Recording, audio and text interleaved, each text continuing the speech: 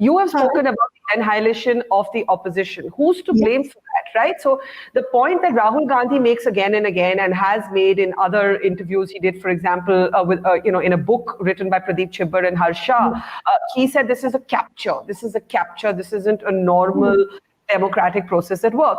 Is he helping himself? Look at the timing of his vacations. And that is my argument, right? Once again, let me just complete my question. Farmers protest, he's away. Whether to meet grandmother, whether to go away for New Year's Eve, we don't know because he didn't tell us. Bihar elections, he went to his sister's house in the mountains in the middle of the Bihar elections. I mean, who does this? It's like telling me as a journalist that I would choose to go on vacation in the middle of the COVID pandemic.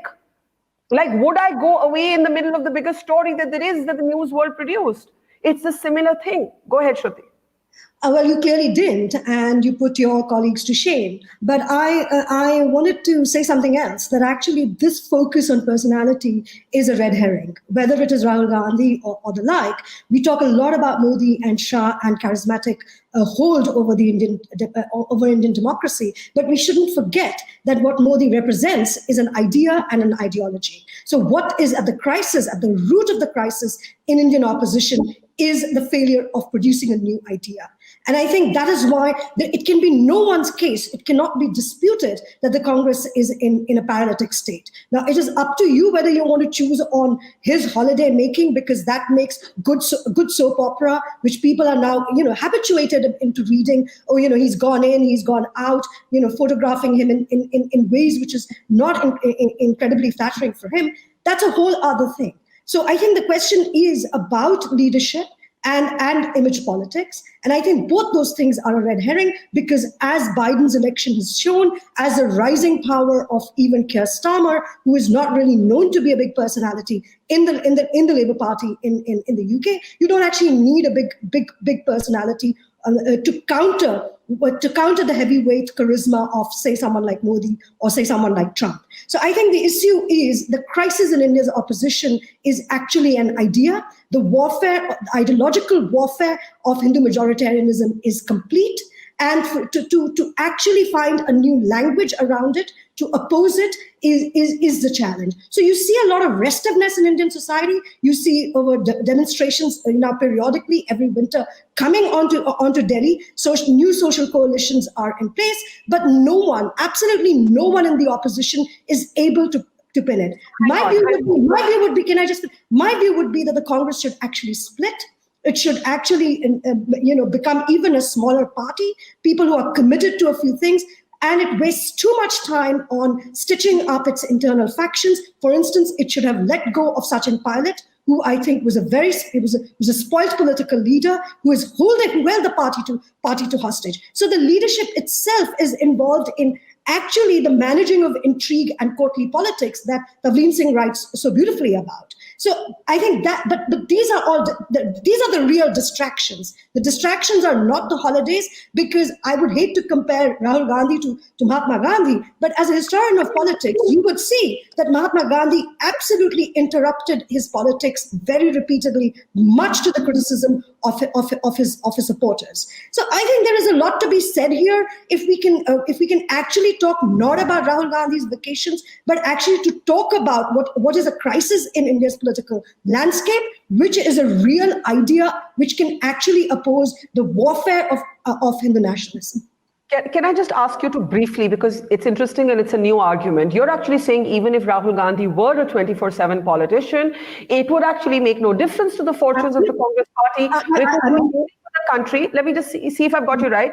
You're dealing with a country that has pivoted right. I was saying to Vinay Sitapati the other day, the author of a new book on the BJP, that government moved Vajpayee to the center and Modi moved India to the right. Is that what you're saying has actually happened? Yes, exactly. Okay, so, it has 38% of the electorate, but the footprint feels much larger.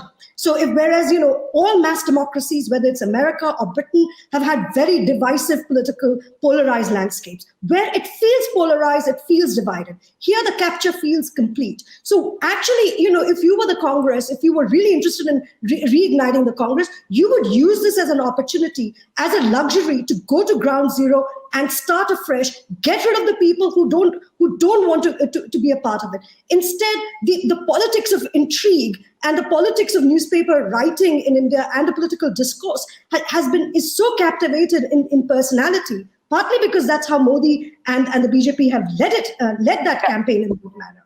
So yes, I would say that whether he's in or out is kind of besides the point. And you could again look at the Democrats again, where people actually captured, like the Democrats for Justice, actually captured the DNC to have a whole parallel set of organizations and put a whole other candidates. Those are the real serious questions. The questions are not whether let me get reactions, because yours is an interesting point. But to me, it sounds, and I want Tavleen Veer also to come in, and then Sadanand and Shahid.